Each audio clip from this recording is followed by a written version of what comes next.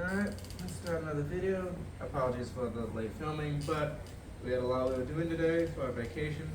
I got Dalton behind so that he can make sure the filming is done properly. And for those who don't know why I'm not using papers for these videos, I don't have access to a printer like I would usually do for those videos, so this is what I'm going to be doing for this vacation of ours. Alright, so today I want to talk about understanding historical context when it comes to understanding figures. For example, Mount Vernon and George Washington. We actually went to Mount Vernon today and it was a lovely place to visit. But for example, Washington was a slave owner. And this is important when it comes to understanding the man and how we view him, especially as a historical figure. Because for a lot of Americans, let's face it, he's the father of the country, very important. He also owned slaves, and a lot of people really can't get past that when it comes to observing him and analyzing his role. Now, of course, slavery is bad. I will not defend it nor pretend like it has any merits other than just having labor, and you can do that in a lot of ways. But when you understand historical context, it becomes a very important thing, because let's put you in the scene of Washington. This is a man who's been around slaves for basically his entire life. He became a slave owner at preteen, or even before that age. I believe 10 years old was the time he got his first slaves. He was quite literally surrounded by Virginia plantations, surrounded by that southern aristocracy who held slaves, who treated it as just another thing. Holding colored people in bondage was just a thing that they did. And so, with that in mind, it's always important to analyze him, keeping that as a part of the analysis, because yes, there were still abolitionists at the time. There were still people who fought against it, but in Washington's circumstance, we're literally surrounded by people who said slavery is good, slavery is acceptable, slavery is the thing that we do. Well, that characterizes how someone's going to view the institution and what they're going to do with it. And even within that jurisdiction, he still freed his slaves eventually, or rather made it so that when his wife died, all the slaves he owned specifically, he oversaw some that were his wives and some that were rented, but of those he owned, all of them would be free by the time he and Martha died. And so when you analyze Washington, yes, he was a slave owner, and you cannot critique that enough, but you must keep in mind the times and specifically the group they are around. It is one thing to say, oh, this person right here stood up for these rights, blah, da, da, da, da. Could be any rights, could be any belief system. But if that's what they're surrounded by, well, then it's almost expected. Like, for example, a Quaker.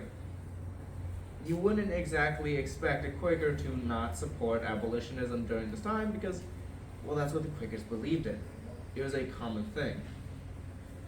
But when you're dealing with a Virginia planter, someone who interacts with these people all day, who treats slavery as no big deal, just another thing, well, then that's going to characterize your view of it.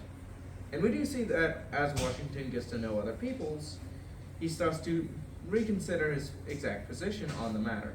He doesn't go outright full abolitionist, sure, get rid of my plantation, get rid of Mount Vernon, all that. But he still reconsiders the position and thinks, I don't want to just give my slaves to Bar Custis, I want to actually free them. And so he does, in death. And that's important for analyzing a lot of other historical figures. For example, Vlad the Impaler. What he did was truly horrific to his enemies. He impaled people while they were alive with stakes that were purposely made dull so that it would hurt more.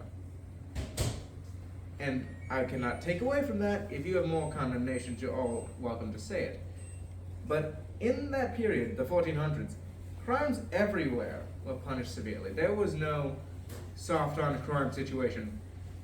Cutting people's hands off was, well, certainly expected in Hammurabi time, not exactly discouraged in the 1400s and late medieval period for punishing crime. And so you need to always put these people in perspective of their own times. If someone's more extreme than even their own times, like for example, Vlad the Impaler is often seen as more extreme by his own time, you can still keep that in mind, but you must always have an understanding of, here's what was normal for the time, here's what they followed, here's what they did better, here's what they did worse. Morality is separate from this on an absolutist view because if something's right or wrong, that does not change on the time period. But when it comes to understanding a person, their achievements and what they're doing, that really matters. It's one thing to say, oh, this person did these few things. It's another to say this person did these few things when you keep in mind all the context that hindered them from making that decision. It's one thing to say, oh, this person happened to standardize all measurements. Okay, sounds like a simple thing, set standards, do this, make sure that things flow freely.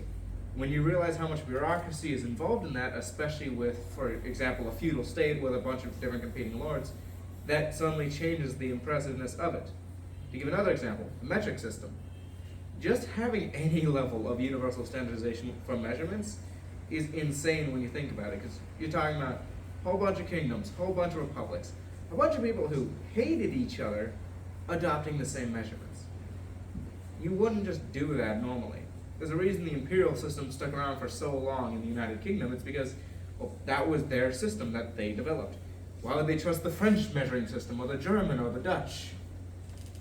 And so metric, being standardized and universal, was an impressive feat for that time, and arguably still is. With any level of analysis, you have to keep in mind the context of the time and the people. The idea of a human zoo to us is insane. To a Victorian, that's something you might show to the kids. Whether it's moral or not, then you can hold a complete moral position, an absolutist moral position even, of these times and say, this was good, this was bad, and so on and so forth. You can hold that position, and it's more than fine. But when analyzing things, especially from a historical lens, an economic lens, a cultural lens, any lens that says, okay, morals, we're going to put that to the side and just look at things as they were and as they are. No speculation on what is right or wrong, just what is and how it could theoretically be improved or not. Okay, the context matters. Utilitarianism is a bit more lenient on this front, but for deontology, it is a complete non sequitur. It does not matter. But for these fields, it does. When you're thinking about economic models, it really does. Heck, even Karl Marx admits such a thing. It's easy to just think of Marxism and hating capitalism. It's worth noting, the man hated feudal states more, and slave states even more so. In his breakdown of economic development, he specifically notes that capital was better than feudalism. It provided more opportunities, more mobility. He just believed that it was inferior to socialism and eventually the state of modern communism. And that is important.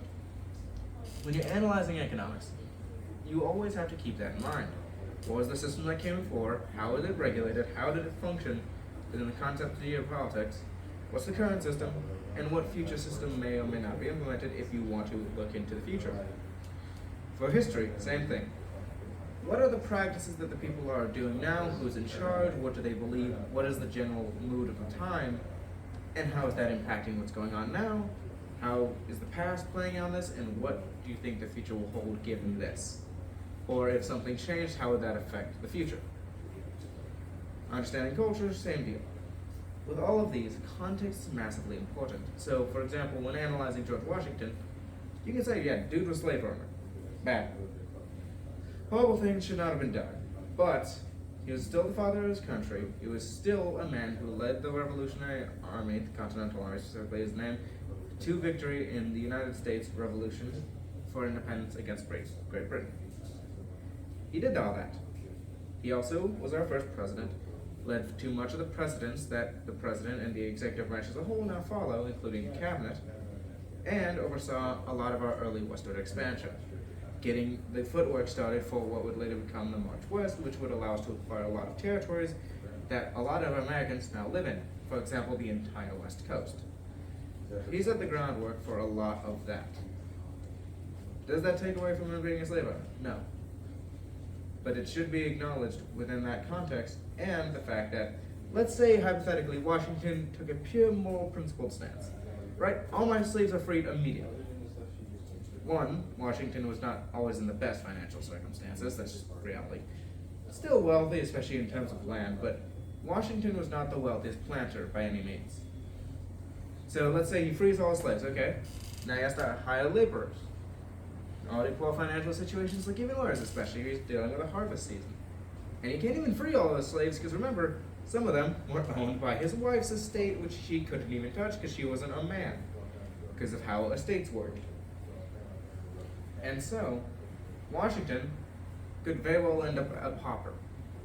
Good luck leading any army in that circumstances. You're more likely to go in debtor's prison, which was the thing, and you're going to be in a situation where you don't have the finances to properly learn, study, and invest. Because again, you are a pauper. The fact is, for a lot of these Virginia planters, that was the real problem.